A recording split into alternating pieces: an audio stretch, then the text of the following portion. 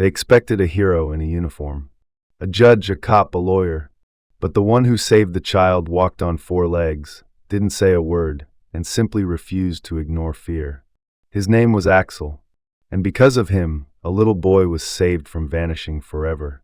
This is not just a story, it's a reminder that God sends heroes in the most unexpected forms. If you believe miracles still happen, comment Amen, share this video, subscribe to our channel, and may God bless you for every time you choose to protect the innocent. The morning sun in Salt Lake City filtered through the wide glass walls of the International Airport, casting long amber streaks across the polished tile floors of Terminal B. Outside, patches of lingering spring snow clung to the edges of the tarmac, already beginning to melt under the early warmth. Inside, the terminal hummed with life, suitcases wheeled past in steady rhythm, airport announcements echoed with tinny precision, and the scent of fresh coffee mixed with jet fuel lingered in the air. Officer Rachel Monroe moved like a shadow through the crowd, confident but tired. At 39, she was tall, with an athletic frame forged by years of duty and stress. Her chestnut brown hair was tied tightly into a braid beneath her cap, and the dark circles beneath her hazel eyes betrayed a sleepless night. Rachel wasn't one to show emotion easily. Life had pressed that out of her a long time ago.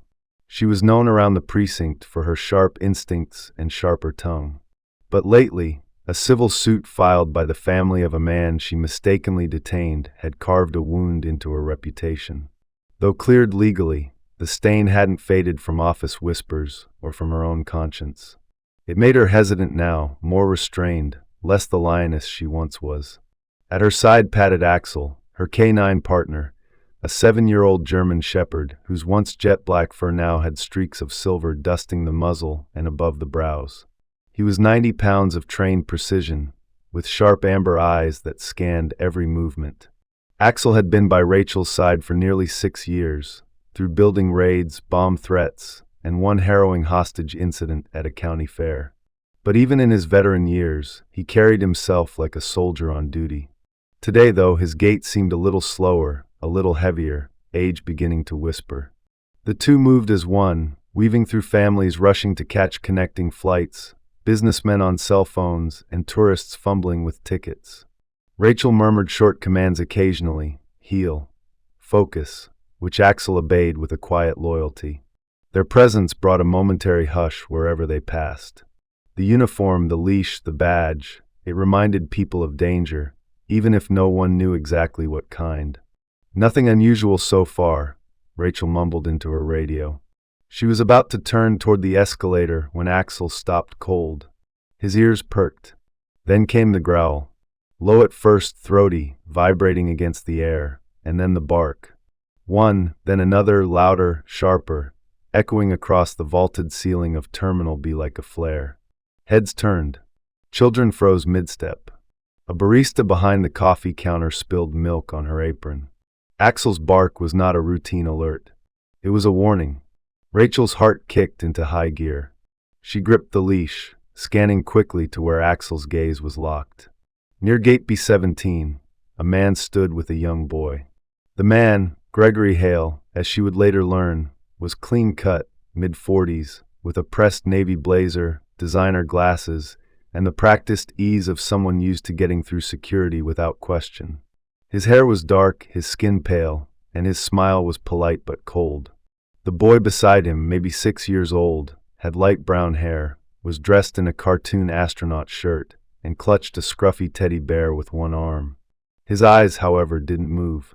Not toward the man, not toward the dog, not toward anyone. Rachel moved swiftly toward them, one hand on Axel's harness, the other resting near her service weapon, not drawn, but not relaxed either. "Excuse me, sir," she said, her voice firm but professional. "Could I speak with you for a moment?" The man turned with impeccable calm. "Of course, officer. Is there a problem?" "Routine check," Rachel replied. "This is your son?" "Yes. My name's Gregory Hale. We're on our way to Chicago to see his grandparents. This is Noah." He handed over 2 passports before she could ask. Rachel took them. The documents were polished, biometric pages intact, photos recent, no signs of tampering. The boy's name was listed as Noah Hale, born in Houston, Texas. Everything seemed clean, but Axel wouldn't stop barking. Rachel glanced down. Axel's body was tense, ears stiff, tail straight. His nose twitched subtly, but his bark had shifted into a growl, still low, but insistent. She bent slightly, leveling her gaze with the child. "Noah," she said gently, "can I ask you a question?" The boy did not respond. He didn't blink, didn't shift. He looked at the far wall as if nothing and no one existed around him. "He's shy," Gregory offered quickly. "Had a rough year. His mother passed recently. Trauma, you know. We're keeping travel light, hoping to help him reset." Rachel stood upright. Something was wrong. Her gut twisted. It wasn't just the lack of interaction, it was the boy's stillness. Not nervousness, not boredom, it was absence. A child-shaped shell. Protocol and instinct clashed in her brain. The civil suit replayed like a warning siren. If she detained an innocent man again, she'd not only lose her badge, but everything that had kept her grounded through years of sacrifice. But then she looked at Axel, who had never once in 6 years failed to alert her correctly. "I'm going to ask you to step with me into a private screening area," she said carefully, returning the passports. "Just standard security escalation." Gregory didn't protest. "Of course. I understand." As they began walking, Rachel radioed for backup.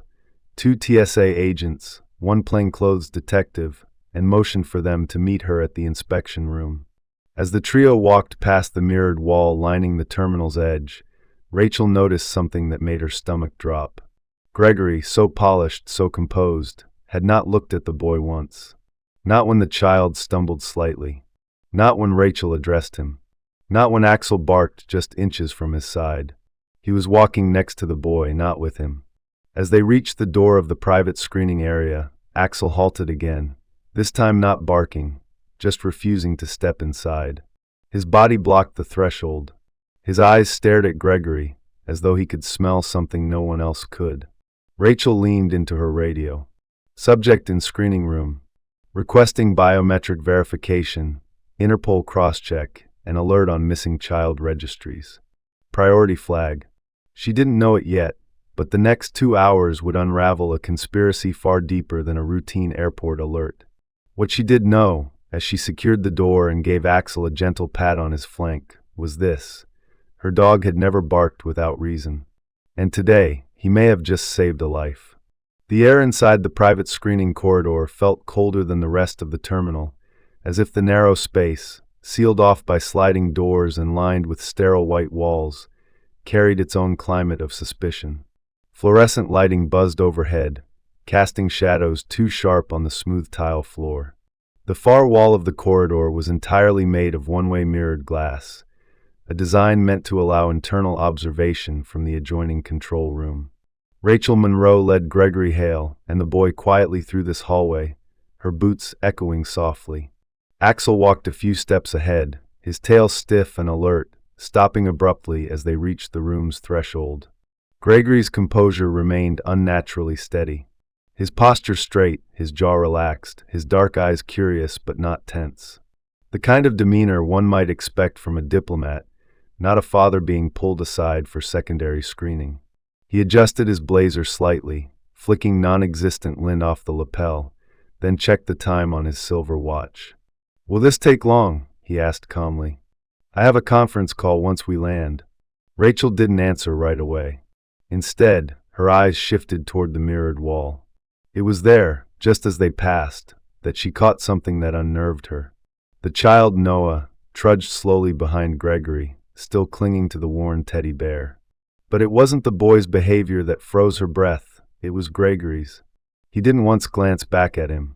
Not when Noah lagged slightly, not when the boy stumbled on the transition strip between floor panels, not even when Axel gave a low, warning growl. Gregory's attention was entirely forward, as if the boy weren't a child but luggage. Rachel stepped aside, motioning the two into the screening room. Axel planted himself just outside the door, seated upright, his body stiff, watching every movement inside like a sentinel. Rachel left the door slightly ajar and reached for her radio. "Monroe to control, Begin full biometric and facial recognition cross-check for subject Gregory Hale and minor, she said quietly. Priority match across FBI and Interpol databases. Flag for any missing children reports within the last 90 days. A pause crackled through the line before a voice responded. Confirmed. Beginning sweep now. Estimated time, 15 minutes. Just outside the room, a figure approached with unsure steps and an air of quiet irritation. Tyler Jensen, a newly transferred TSA security officer in his late 20s, came around the corner holding a digital clipboard and wearing the department's standard Navy uniform that hung just slightly loose on his lean frame. His short blonde hair was combed stiffly back, revealing a high forehead and a sharp widow's peak. He had a boyish look, paired awkwardly with the permanent squint of someone trying too hard to appear more experienced. Tyler was the kind of man who relied on procedures and checklists. Order brought him confidence, and anomalies made him visibly uncomfortable. "Officer Monroe," he said, offering a half-step forward. "I saw the detainment notice. Do we have probable cause?" Rachel didn't look at him immediately. The dog alerted. Twice. Tyler glanced at Axel, who still sat without moving, eyes locked on the door. "I mean, I get it," he said, voice lowered. "But the paperwork's airtight. Domestic travel, valid passports, custody documents signed out of Dallas County. That's a tough thing to override." Rachel turned, finally facing him. Her eyes, sharp and tired, bored straight into his. "I've been doing this a lot longer than you, Jensen. Paperwork lies. Kids don't. And neither does that dog." Tyler hesitated. He glanced again at the seated Axel, as if expecting the dog to offer an explanation. "Is the kid talking?" Rachel's voice dropped. "He hasn't said a word. Not even when addressed directly. No acknowledgement. No eye contact. He acts like he's not even here." "Well, that could be trauma. If what the guy says is true." "If," Rachel interrupted. "If. But here's what I saw. The man walks like he's escorting a suitcase, not a son. He doesn't react when the boy speaks, because the boy doesn't speak. And more importantly, he doesn't look at him. Not once. Not when the dog growled. Not when I asked him a direct question about the boy. Not even when the boy tripped." Tyler was silent for a beat, then looked once more at Axel. The German shepherd hadn't moved. Not blinked. Not shifted his weight. His gaze was fixed like stone through the glass. His body posture said more than any report. "That's not a sit-and-wait pose," Tyler murmured. "That's his do-not-move stance." Rachel nodded slowly. "Because he knows something's wrong. He always knows." From the control room, the radio pinged. "Officer Monroe. Match alert. Possible red flag on the minor. Name discrepancy. Facial structure partial match to open Interpol file. Pulling data now." Rachel stepped aside, her breath catching, and looked back through the mirrored wall. Inside, Gregory sat in one of the plastic interview chairs, legs crossed, calmly flipping through his phone. The boy was perched on the edge of another chair, his arms curled tightly around the teddy bear. His feet didn't reach the floor. His shoes were dusty. Rachel narrowed her eyes. Those shoes, why were they dusty? The airport was spotless. She crouched beside Axel, her fingers scratching behind his ears. "You smell it, don't you, boy?" Axel gave a single tail thump on the floor, but remained still. Tyler crouched beside them, lowering his voice. "What happens if it's real? If that kid's not who he says he is?" Rachel stood again. "Then we just pulled a thread that someone didn't expect to unravel." Inside the room, Gregory glanced at the mirror wall, smiled faintly, and adjusted his cuffs. Rachel didn't smile back. The hum of fluorescent lights above the control room cast a dull monotone over everything, as if time itself had paused to listen. Behind Rachel Monroe, the screens glowed in blue and green hues, each displaying fragmented biometric overlays, digital facial maps, and data streams. In the far corner, a black and white printer came to life, slowly pushing out a sheet of paper like a judge deliberating a verdict. Rachel didn't move. Her hands were resting on the edge of the desk, fingers tense, knuckles whitening. Beside her, Officer Tyler Jensen leaned forward, eyes flicking rapidly over the screen, the initial trace complete. Match confirmed, he muttered. Interpol case file active. Missing person, Leo Marchand. Age 6. Reported abducted from Marseille, France. Last seen, 72 days ago. Rachel's heart hitched. Axel, lying at her feet, let out a low sound, not a growl but something between a sigh and a murmur. An alert, perhaps, that confirmation had only deepened the weight. She stared at the screen again. The little boy they had called Noah, Leo, was not only missing but had been missing for nearly 3 months, pulled from a different world and dropped into this one, voiceless and invisible. She swallowed hard, then reached for the paper as it slid from the printer. The image stapled to the report, a photo of Leo before the disappearance, showed a brighter version of the child, smiling, hair combed neatly, cheeks slightly fuller. That version of the boy didn't exist anymore. Rachel turned to Tyler. We need to separate them. Now. Tyler nodded and left to coordinate the transfer. Rachel's eyes drifted to Axel. The old shepherd had shifted upright again, his gaze still fixed on the interview room. She knelt beside him, brushing her fingers under his collar. You were right again, boy, she whispered. You saw him before any of us did. In that moment, memory flooded her mind, unbidden and sharp. A gravel driveway. A wooden porch stained by summer rain. A small pink bicycle, discarded and tilted. And the last scream, her sister's scream, cut short before Rachel could reach the gate. That was 17 years ago, in rural Kentucky. Rachel had been 15. Her sister, Molly, just 10. Police called it a runaway case. No signs of struggle. No witnesses. But Rachel remembered the look in Molly's eyes as she vanished behind that blue sedan. She had tried to tell them. No one listened. And now here was Leo. Silent. Pale. Stolen. Rachel blinked, returning to the present just as the secondary interview room opened. A woman in her late 40s entered. She wore a taupe suit, glasses that made her look sterner than she was, and held a leather-bound folder. Her name tag read Agent Elise Dunn, and she walked like someone who had handled too many lies to entertain new ones without proof.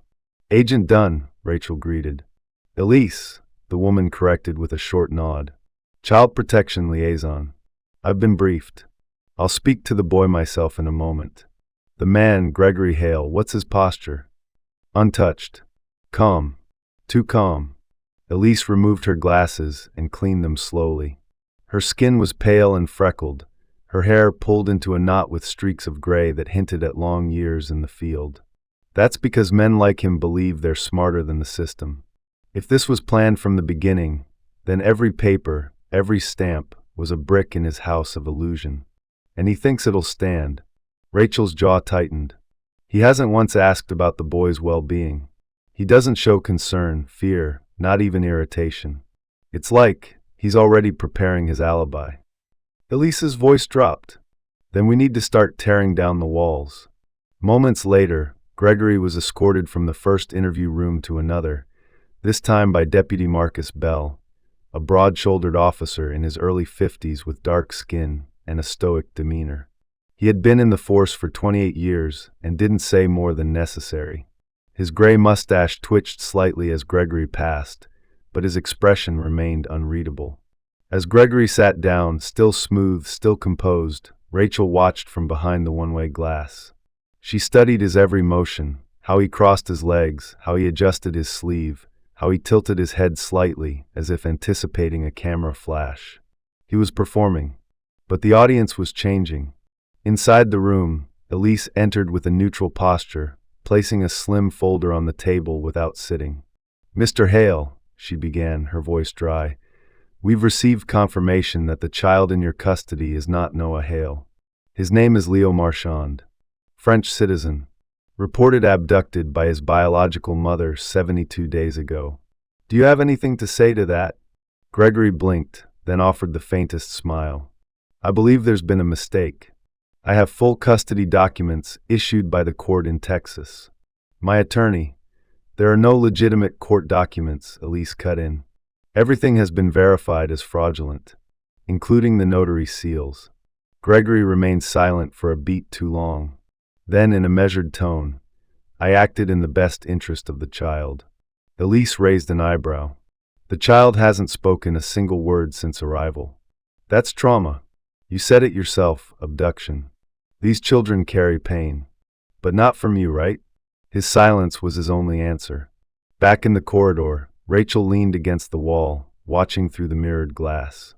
Her heart was thudding with that familiar sense of confirmation. Not satisfaction, but grim validation. The kind that came when your darkest suspicions weren't just correct. They were worse than you imagined. Axel brushed against her knee, and she looked down. "You really are the best of us," she murmured.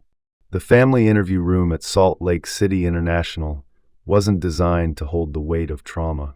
It was painted in soft blues, decorated with faded wall decals of clouds and balloons, and equipped with a low table and a few child-sized chairs that seemed almost too innocent for what it was used for.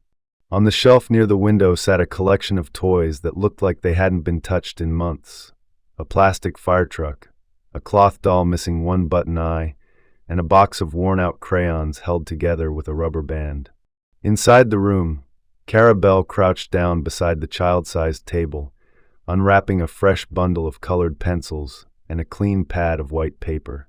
Cara was in her early 40s, with warm olive skin, soft features, and long dark curls loosely pinned into a bun that was already beginning to fall apart by midday. She wore a pale gray cardigan over a faded sunflower blouse and had a voice like chamomile tea, calm, soothing, always just above a whisper. Cara had worked with child welfare for 16 years, but she'd once dreamed of being a painter. That dream ended the day her younger brother died in a house fire while home alone, a tragedy that still haunted her decisions. Now she painted with words and gentleness, helping children who had no more words to give. Across from her sat Leo, still in the astronaut shirt, still clinging to the battered teddy bear. He hadn't moved much since being separated from Gregory. His limbs were stiff, his face unreadable. The weight of 3 months in silence seemed etched into his small shoulders. He looked at the paper with no recognition, as though it were foreign, like a map to a country he no longer remembered. Cara didn't speak at first. She simply placed the pad on the table, slid the pencils gently toward him, and sat back on her heels. Then, after a pause, "You don't have to say anything, Leo. But if you feel like it, maybe you can show me something instead." Leo didn't look at her.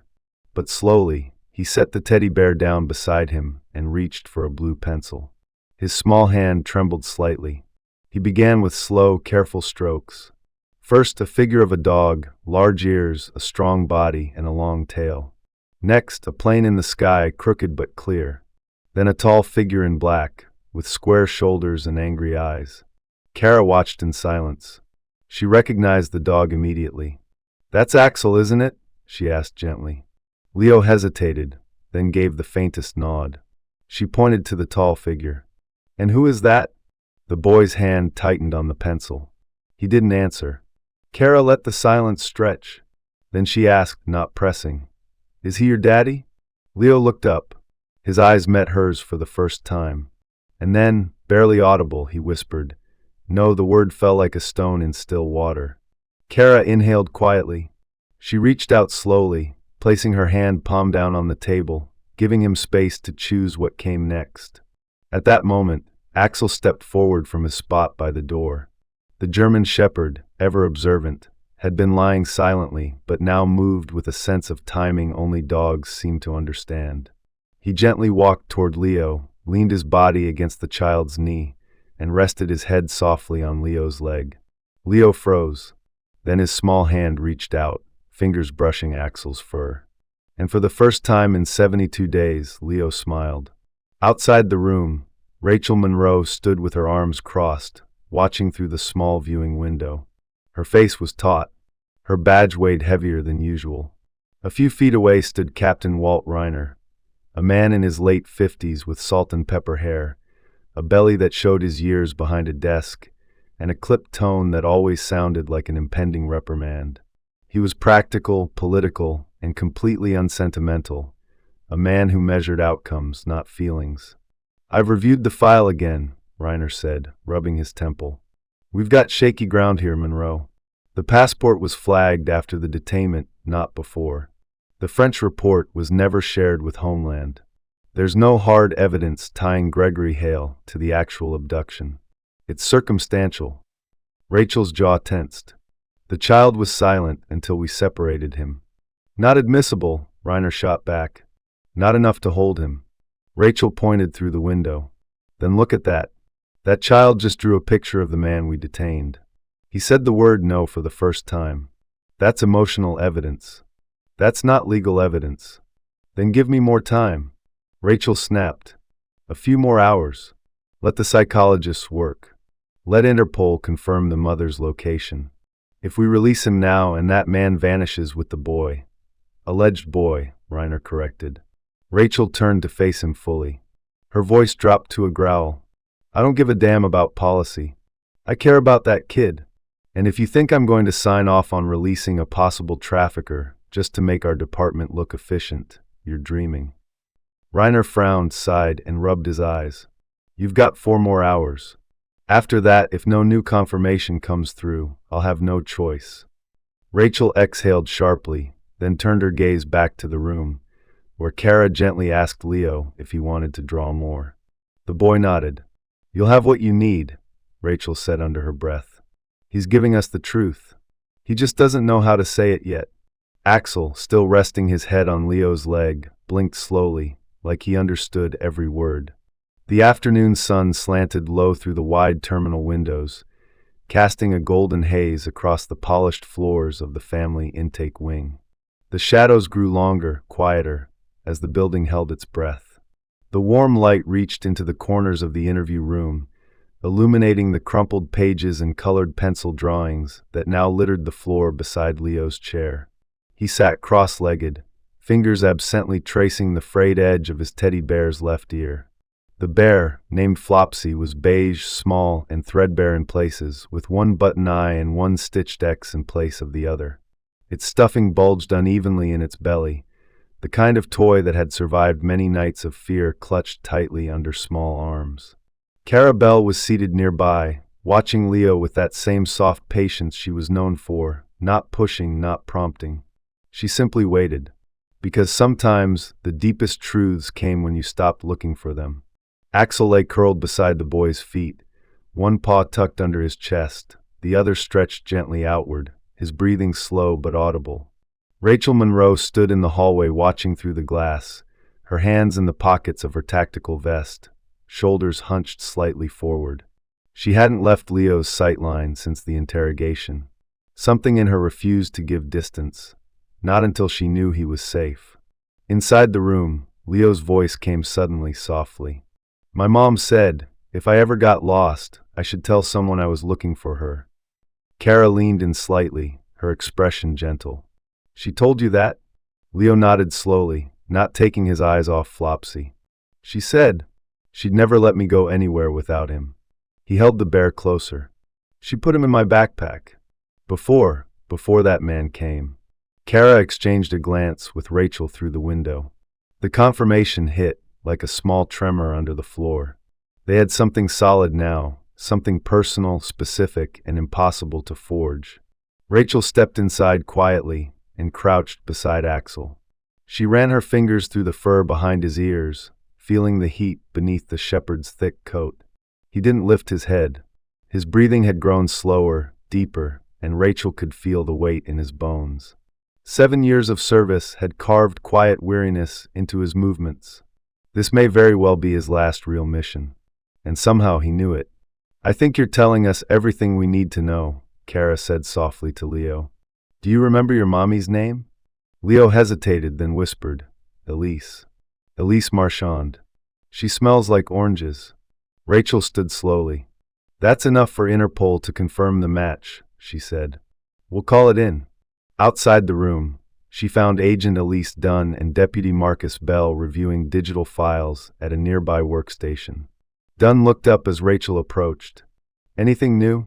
He just gave us her name, Rachel said.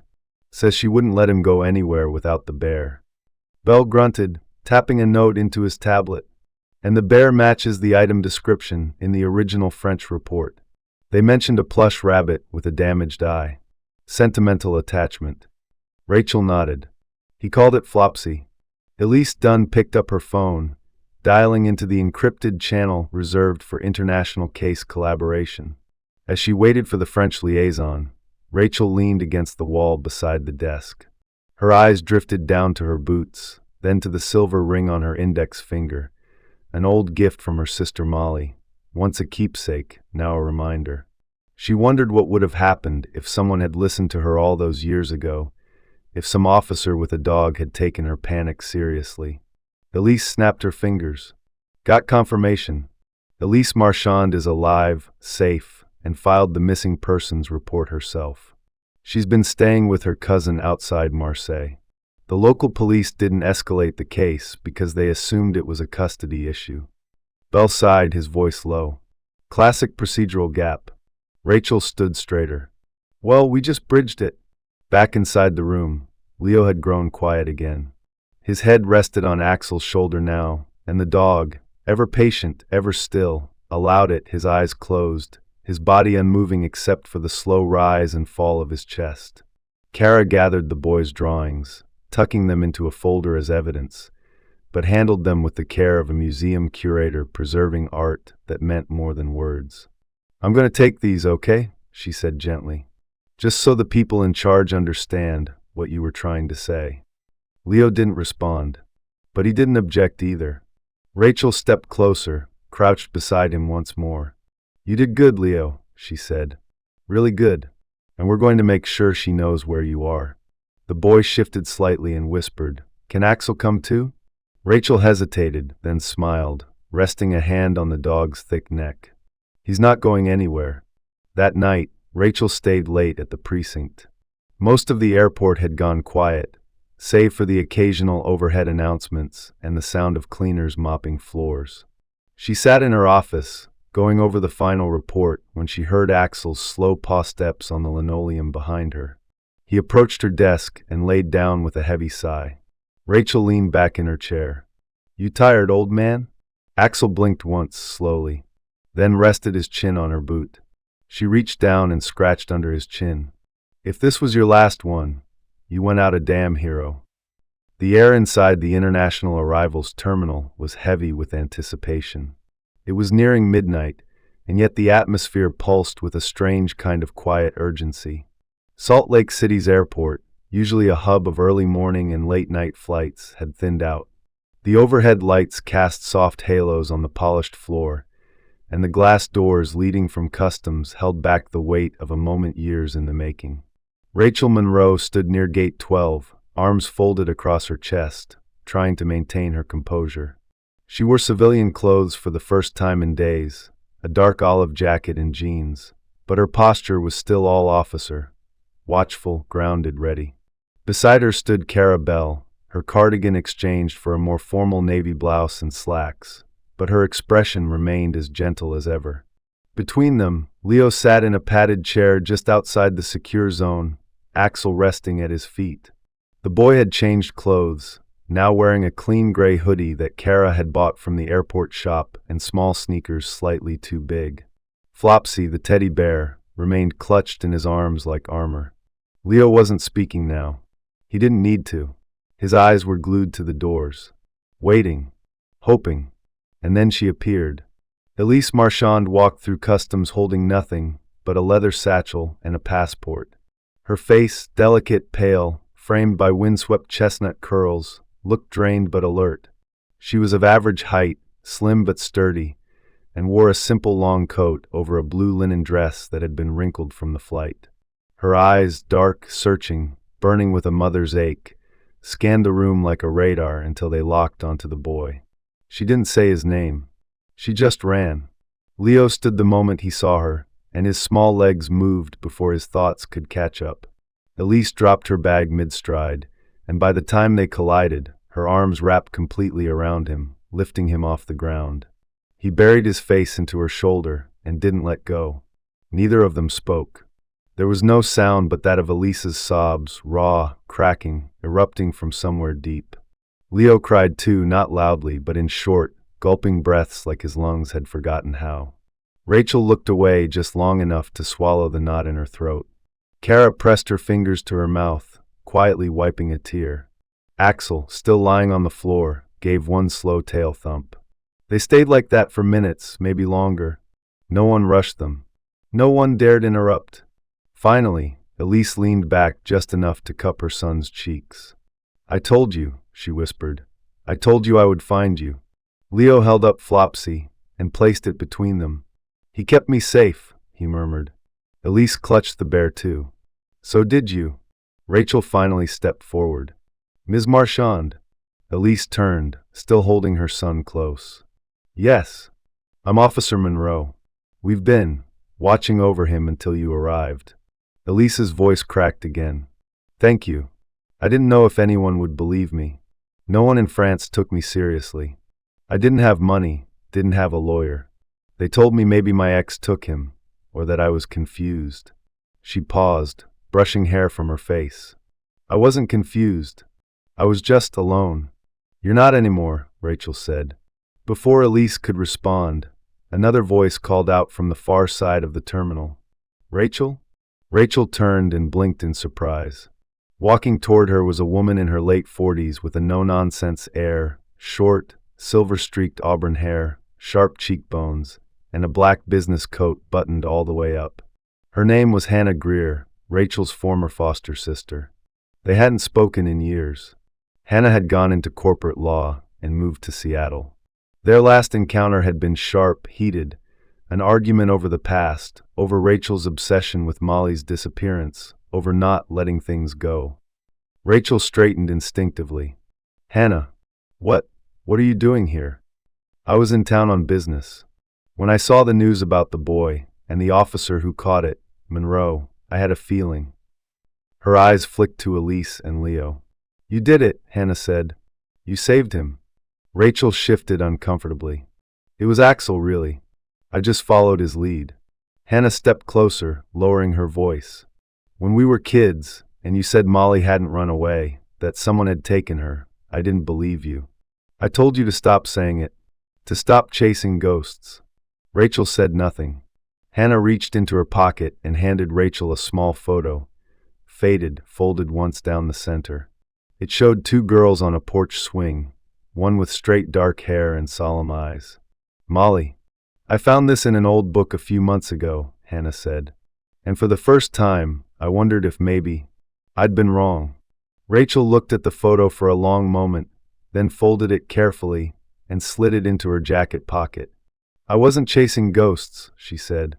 "I was waiting for someone to listen." Hannah looked toward Elise and Leo, now seated side by side on the bench, still tangled in each other's arms. "You're not just a good cop, Rachel," she said. "You're the kind of person I wish I'd been brave enough to become." Rachel let out a quiet breath and nodded. That night, as the city slept, Elise and Leo were escorted to a secure room in the family protection unit at the precinct. Rachel stayed outside in the hallway, leaning against the wall next to Axel, who lay with his chin on her boot again. "Think they'll be okay?" she asked quietly. Axel made no sound, but when she looked down, she saw his tail wag once, slow and sure. The federal courthouse in downtown Salt Lake City stood like a monolith of marble and glass, bathed in the clear Utah morning sun. Its towering columns loomed against the sky as if built to carry the weight of justice itself. Inside, the air was cool and solemn, lined with the quiet shuffle of leather shoes and the low murmur of reporters gathering outside the doors. Security was tight, tighter than usual. This wasn't just another hearing. It was the culmination of 72 days of silence, of one boy's resilience, and of a dog's refusal to look away. Courtroom 4A was full by 9 a.m., the benches in the gallery packed with observers, court clerks, journalists, and legal aides. The judge, Honorable Marcia Tilton, a woman in her early 60s with steely gray eyes and a reputation for unwavering precision, presided over the bench with quiet authority. Her salt-colored hair was tied into a tight bun, and she wore no jewelry save for a modest wedding band and the weight of decades of law on her shoulders. At the plaintiff's table sat Elise Marchand, wearing a dark blazer borrowed from a victims' advocacy center and a blue silk scarf tucked into her collar. Her face, though composed, showed the strain of jet lag, sleepless nights, and the heaviness of telling her story publicly for the first time. Beside her sat Mark Herrera, the federal prosecutor assigned to the case, mid-40s, short-cropped hair, a lean build, and a direct, methodical manner. He wore a three-piece suit that matched his military-like precision and kept a single fountain pen tucked behind one ear. On the defense side sat Gregory Hale, his expression unreadable. He wore the same calm composure he had shown since the arrest, now dressed in a Navy prison-issued suit, hands cuffed at the wrists, but posture perfectly upright. His court-appointed attorney, Cynthia Barnes, a sharp-faced woman in her early 50s known for taking high-profile but ethically questionable cases, whispered occasionally in his ear. Her black heels clicked sharply whenever she moved, echoing louder than necessary on the marble floor.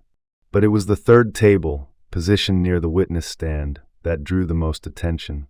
There sat Leo, in a soft gray sweater and navy pants, hugging Flopsy to his chest. And beside him, lying flat with eyes alert, was Axel, his thick coat brushed and his badge collar polished for the occasion. He didn't bark. He didn't move. But his presence was palpable. Across the courtroom, journalists had already dubbed him the Nose of Justice, a title that would later trend across several national news outlets. Rachel Monroe sat a row behind Leo, wearing civilian clothes but with her badge clipped to her belt. She didn't testify. Her report had already been submitted, but she was there as a guardian, as backup, as someone Leo could look to if his world started to tilt. The trial began with standard procedural motions, the judge reminding the jury to focus only on the evidence presented. But it wasn't long before Mark Herrera called Elise to the stand. Elise stood slowly, walked past Leo, touching his shoulder briefly, then stepped into the box. Her voice was soft but firm as she recounted the days before Leo's disappearance. She described how she had received a knock at her apartment from a man claiming to be an educational consultant. She explained how, within a week, her son vanished from his daycare and how French authorities insisted it was a custody dispute. "I wasn't rich," she said to the jury. "I didn't have lawyers. I had only his photo and his smell on his pillow." Herrera then introduced the falsified documents Gregory had used: American custody papers, forged notary stamps, and flight itineraries mapping out a trail from Texas to Utah to Belgium. "This wasn't a misunderstanding," Herrera said to the court. "It was a scheme, one of several. And Leo wasn't the first child he targeted. He was just the one who had a dog with a better nose than any of us." The court clerk then read off digital records recovered from Gregory's cloud storage, spreadsheets listing names, ages, and potential flight paths, none of them public, all encrypted. Rachel closed her eyes for a moment when she heard them. The weight of what Axel had stopped became more than just personal. Leo was not asked to testify verbally. Instead, Carabelle had compiled his drawings, along with a written summary of his disclosures, as admissible child witness evidence. When the judge asked Leo if he remembered the man in the courtroom, the boy simply nodded, and Axel leaned gently into his side. Gregory never looked at the child. When it was the defense's turn, Cynthia Barnes attempted to shift the narrative. She claimed Gregory was acting on the belief that the child had been abandoned, that he had stepped in where systems failed. Her tone was polished, her language emotional, but the facts didn't support her. Judge Tilton interrupted at one point. "Are you claiming your client created court documents and falsified records out of compassion?" Cynthia hesitated, then muttered, "We're asserting his motives were not criminal in nature." The courtroom remained still. After closing statements, the jury was dismissed. Outside, reporters scribbled furiously. Inside, the room stayed hushed. Leo leaned into Axel, fingers buried in his fur. Rachel watched quietly as the boy whispered something into the dog's ear. No one else could hear it, but Axel's tail wagged once, slow and certain. A crisp fall breeze swept over the steps of the federal courthouse, scattering orange leaves across the stone pavement like confetti thrown in silence. Inside, the tension of the trial had evaporated, leaving only the soft hum of printers, the buzz of vending machines, and the quiet exhale of justice finally done. Gregory Hale had been found guilty on all counts: international kidnapping, forgery of legal documents, and conspiracy to traffic minors. The courtroom had remained still when the verdict was read, as if even breath had been suspended in respect for the truth. He was taken into custody without protest, his composure cracking only when the gavel fell. One twitch in his jaw, a hard blink, a moment too long staring at the floor. Now, a week later, the Marchand family stood outside the Salt Lake City Animal Services Department on the city's south end, where a modest ceremony was taking place beneath a tree just starting to shed its amber canopy. A simple sign near the door read, "Canine Retirement and Adoption Program. Service dogs deserve homes too." Elise stood tall in a cream coat, her hair now combed and braided back, a softness in her posture that had been absent for months. Her hand rested on Leo's shoulder, and in her other arm, she carried a folder containing the final paperwork. Axel stood in front of them, wearing a red bandana over his old collar, his badge now removed, but his eyes still scanning the perimeter, as if duty had not yet released him. A woman from Animal Services named Melanie Tucker, short, with curly red hair and freckles across her nose, smiled warmly as she handed Elise the last document. "That makes it official. Axel is now registered as a civilian pet, with all prior K-9 training noted in his file. He's yours, Ms. Marchand." Leo looked up at his mother, eyes wide. "He's really ours now." Elise knelt beside him and handed Leo the final form. "Why don't you sign your name too? You're part of this." The boy, now more vocal than ever, took the pen with both hands and scribbled his name beside hers, half in print, half in cursive. When he was done, he wrapped his arms around Axel's neck and whispered something only the dog could hear. Melanie chuckled. "I've never seen a dog retire into such a high-security emotional assignment." Rachel Monroe stood a few feet back, watching with quiet pride. She wore her uniform today, but not the one from Airport Patrol. It was a crisp navy blouse with the new badge of the Child Protection and Advocacy Division, recently reassigned.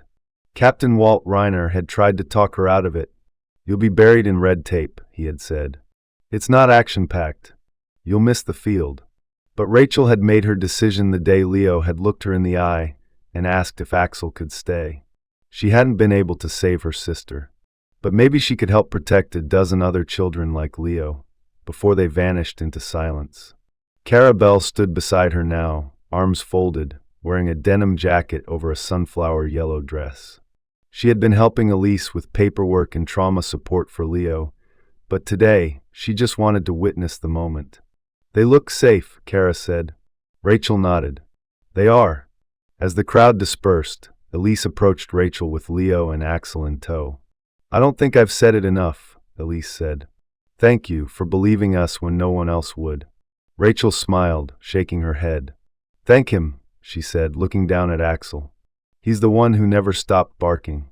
Later that night, in a quiet suburban house nestled near the base of the Wasatch Mountains, Axel lay stretched across the floor of Leo's bedroom. The room was now painted sky blue, with posters of planets and rockets taped to the walls. A new bedspread, covered in cartoon constellations, had replaced the stiff sheets of the protection unit. Leo slept deeply, his arm dangling off the bed, fingers curled loosely around Flopsy's patched ear. Axel remained by the door, eyes closed, but one ear twitching every few minutes at the sound of a distant car or a settling wall. In the hallway, Elise leaned against the doorframe, watching them both. She didn't cry anymore when she looked at her son. She simply breathed. Downstairs, Rachel sat at the kitchen table, sipping tea, a stack of child protection case files in her bag by the door. She would return to the office tomorrow, start paperwork on 2 new cases, one involving a foster home in Provo, another a school complaint from Ogden. She knew they wouldn't all end like Leo's. But maybe some could. Elise joined her at the table. "I was thinking," she said, "about Axel." Rachel tilted her head. "I don't think he's done working," Elise added. "He just has a new mission now." Rachel raised an eyebrow. "Oh." Elise smiled softly. "Now he protects bedtime stories and dreams, and little boys who finally feel safe enough to sleep with both eyes closed." They sat in silence for a moment, listening to the quiet of a house that no longer knew fear. Axel, sensing peace, exhaled deeply and shifted his head onto his paw. For the first time in 7 years, the dog was home. It had been 2 weeks since the adoption ceremony, and the rhythms of life in the Marchand household were beginning to settle like gentle dust over a home that had once only known silence and fear. The mornings were marked by the scent of French toast, the rustle of newspapers, and Leo's giggles echoing through the hallway. Evenings brought warm cocoa, blanket forts, and bedtime stories whispered under starlight-shaped night lights. And always, Axel, ever present, ever steady, moving quietly from doorway to bedside like a shadow of loyalty. It was late afternoon when the letter arrived. The mail came bundled in a plain manila envelope addressed to Mrs. Elise Marchand, with no return address. Inside were only 2 things: a folded piece of thick cream-colored paper and a photocopy of a legal brief with certain lines redacted. The paper bore no signature, no insignia, just a few carefully written lines in neat, slanted cursive. "I'm sorry I didn't believe you. Your voice was quiet, but it reached farther than you know. Your courage helped expose something much bigger than a single case. It saved lives more than one. Thank you." Elise read the words in silence, her fingers trembling just enough to be noticed. She read them again, and again. Then she passed the page to Rachel Monroe, who had just arrived at the house with new files tucked beneath her arm. Rachel scanned the note, her brow furrowing. "Texas," she muttered. "Has to be." Elise nodded. Whoever it was, they knew. They were part of it. The letter, though unsigned, had meaning beyond the words. Over the last week, Rachel's new division had begun receiving quiet alerts, whistleblower tips, internal memos forwarded anonymously, inconsistencies in state-level documentation logs. The Salt Lake case had opened a door, and behind it, a network of officials in 3 counties across Texas suspected of approving fraudulent custody claims for foreign children. "This letter," Rachel said, "is confirmation someone on the inside feels guilty enough to help us bring the rest down." Elise exhaled slowly and placed the letter in a box she now kept on top of a bookshelf. In it were all the documents, drawings, and memories of Leo's disappearance and return. She wasn't ready to forget, but she was ready to move forward. Leo was in the living room, seated cross-legged on the rug with a fresh stack of paper beside him and a box of colored pencils scattered around. His brow furrowed in deep concentration as he worked. He had taken to drawing every day now, sometimes for hours, often not speaking, just sketching, humming softly under his breath. His therapist, Dr. Janice Whitmore, a warm-hearted woman in her early 60s with curly gray hair and tortoiseshell glasses, had explained that art was a way of reprocessing trauma. Janice spoke softly, always used the child's name, and carried an ever-present bag of puzzles and story cards in her floral tote. She had been coming twice a week, guiding Leo through playful memory games and helping Elise understand how to support his quiet healing. "Let him draw what he needs," Janice had said. "He'll tell you more through pictures than he will with words, for now." And Leo did. That afternoon, Elise crouched beside him as he worked on a new drawing. He held a red pencil in his left hand, moving slowly and carefully, and a green pencil between his lips like a tiny sword. The image forming on the page showed a boy in a cape, arms raised, standing atop a hill.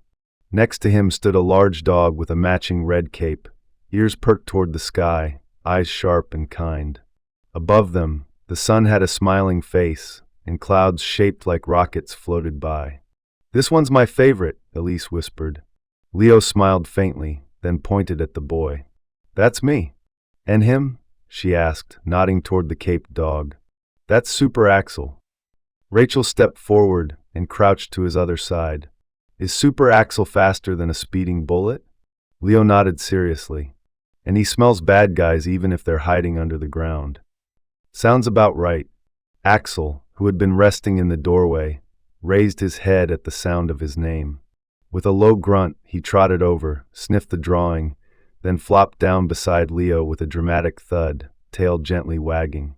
Later that night, Elise placed Leo's newest drawing on the refrigerator with a magnet shaped like a paw print. She stood back and looked at the row of art pinned to the surface, 10 drawings in total now. In each of them, always, the same two figures appeared, the boy and the dog. Sometimes flying, sometimes running, sometimes just lying under a tree, but always together. Down the hall, Rachel was seated at the dining table sorting through the latest files sent from the Child Advocacy Network. One stood out, an unsigned report from Travis County, Texas, detailing unusual adoptions processed with expedited court orders and identical justifications. Most were never contested. Most involved children under age 7. She closed the folder, her jaw tight. "We're going to crack this," she said aloud. Elise appeared with 2 mugs of tea. "You already have." "No," Rachel said, "you did. You just didn't have the badge." They sat in silence, sipping slowly. Outside the house, dusk settled gently. The porch light buzzed to life, casting a warm halo onto the steps. Inside, Leo was already in bed, Flopsy tucked under one arm, Axel curled beneath the window with his head resting on his paws. He didn't stir when Elise peeked into the room, only lifted his eyes enough to confirm her presence. She smiled and whispered, "Bon Newt, mon heroes." And behind her, on the refrigerator, a silent army of crayon-colored dreams stood watch, each one bearing the quiet, brave truth that had saved a child and perhaps, in time, would save many more. The sunlight streamed gently through gauzy white curtains, filling the Marchand kitchen with a golden calm that felt almost too perfect for the world they'd come from. It was Sunday morning, and the only sounds in the house were the low purr of the coffee maker, the soft rustle of newspaper pages, and the distant laughter of a boy playing in the backyard. Elise stood barefoot at the counter, a pale lavender dress brushing against her ankles as she poured warm maple syrup over a plate of oat waffles. Her hair was swept loosely into a braid over her shoulder, a few strands catching the sun. There were new lines around her eyes, lines of healing, not sorrow, and a grounded stillness in her posture. Today, she was not just a survivor. She was a speaker, a mother, a voice for those who hadn't been heard.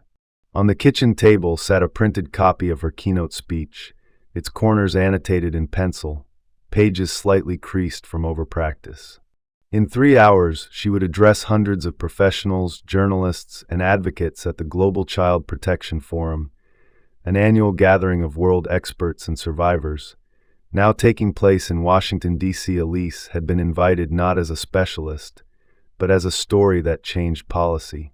Rachel Monroe arrived just after 8 a.m., a slim leather album tucked under her arm. She wore jeans, boots, and a navy windbreaker, her long hair tied back in a practical twist. There were specks of road dust on her cuffs from the early drive, and a softness in her smile she rarely showed anyone outside her new department. "I brought something," she said, holding out the album. Elise wiped her hands on a cloth and opened the cover. Inside were photographs, dozens of them, each printed in matte finish and arranged chronologically. The first page showed a grainy image from the airport surveillance footage, Axel barking toward the mirrored wall, his body taut like a coiled spring. The next page captured Leo's first smile, Axel's head on the boy's lap, Flopsy tucked under one arm. Another photo showed Elise and Leo hugging at the arrival's gate, both blurry from motion, both radiant in grief. Rachel turned a page. "This one's my favorite." It was a simple snapshot, taken by Cara Bell, Leo and Axel curled together under a blanket fort, one asleep, one pretending not to be. Both safe. They sat on the porch after breakfast, watching the backyard bloom in the soft breeze. The small garden Elise had planted, mostly lavender and daisies, danced in the light wind while Leo ran barefoot across the grass, arms spread like airplane wings. Axel followed behind at a slower pace, his red cape, sewn from one of Elise's old scarves, fluttering gently behind him. Flopsy, too, was strapped to Leo's back like a co-pilot. "You'd think he'd grow out of the cape thing," Elise said, sipping her tea. Rachel smiled. "He's not pretending. That's the thing. In his head, they really are superheroes. And he's not wrong." They watched as Leo paused near a bird bath, pointing dramatically at the sky. "Villains in the clouds," he shouted. Axel barked once, wagging his tail. Leo grinned and ran again, disappearing behind the apple tree. Rachel leaned her elbows on her knees. You ready for the speech? Elise nodded. I wrote 3 versions. Tore up 2. Settled on the one that felt least like it belonged to someone else. Rachel chuckled. That's how you know it's the right one. Elise reached for the album, flipping through the pages again. You know, she said, I kept calling this a miracle. People did. The reunion. The survival. But the truth is, it wasn't magic. It was work. It was a dog who refused to be quiet, and people who refused to look away. Rachel nodded. Not a miracle. Just someone who wouldn't let go. Elise turned a page, this time a photo of Axel's retirement day, with Leo clinging to his neck and a crowd of shelter workers applauding in the background. She touched the edge of the photo with her thumb. When I speak today, she said softly, I'm going to say something that I've never said out loud. That sometimes heroes don't wear badges. Sometimes they don't speak at all. But they see what others won't. They act when no one else does. They sense fear, not in screams, but in silence. Rachel looked toward the yard where Leo was now sitting beside Axel, drawing something in the dirt with a stick. You're going to change more lives than you know, Elise. I'm just telling the story. And that's the part that saves people. Elise looked out over the porch railing and let the morning silence wash over her. The world didn't feel dangerous anymore. It didn't even feel loud. It just felt awake. She stood and gathered her things. The speech, the photo album, her coat. The rental car was already parked out front, a driver waiting to take her to the airport. As she reached the door, Leo came running up from the yard, cheeks flushed, panting. Are you going now? He asked. Elise bent down and kissed his forehead. Just for the day. He held up his drawing, him and Axel flying over buildings, superhero masks on, Flopsy waving from a helicopter. Show them this, he said. So they know. She smiled, tucking it gently into her folder. I will. Rachel watched as Elise got into the car, the door closing with a soft click. Leo stood beside her, waving until the car disappeared around the corner. Inside the house, Axel curled up beneath the window, tail thumping once before going still. Rachel turned to Leo. You ready to build a new cape today? Leo grinned. Only if it's red. They walked back inside together, leaving the porch bathed in morning sun. And somewhere, across cities and systems, the story of a boy, a dog, and a mother who didn't give up was already finding its way into the hearts of those who needed it most. Sometimes, the quietest miracles don't arrive with lightning or angels. Sometimes they come on 4 legs, wrapped in fur and loyalty, guided not by command, but by love. Axel didn't wear a badge of gold or speak a word, but he saw what others couldn't. He barked when silence tried to hide evil. And through that single act, a child was saved, a mother was reunited, and the world changed, just a little bit, for the better. In a world that often feels loud and distracted, God reminds us through stories like this that faith can speak without sound. That love, when paired with courage, becomes divine intervention. And that even the smallest among us, like a child or a dog, can become vessels of His grace. So if you're reading this, take a moment to reflect. Who in your life is silently calling for help? Who needs you to see what others ignore? Don't wait for a miracle, be one. Be the one who listens, who acts, who believes. May God bless you for every child you protect, for every act of courage you offer, and for every time you refuse to stay silent. If this story touched your heart, please comment Amen if you believe in silent miracles and the power of protection. Share this story with someone who needs to be reminded that goodness still lives in the world. Subscribe to our channel to keep hearing stories that remind us what truly matters. Tag someone who has ever been your Axel, your quiet protector, your everyday hero. And as always, may God watch over you, guide your steps, and bless your home with peace, love, and purpose.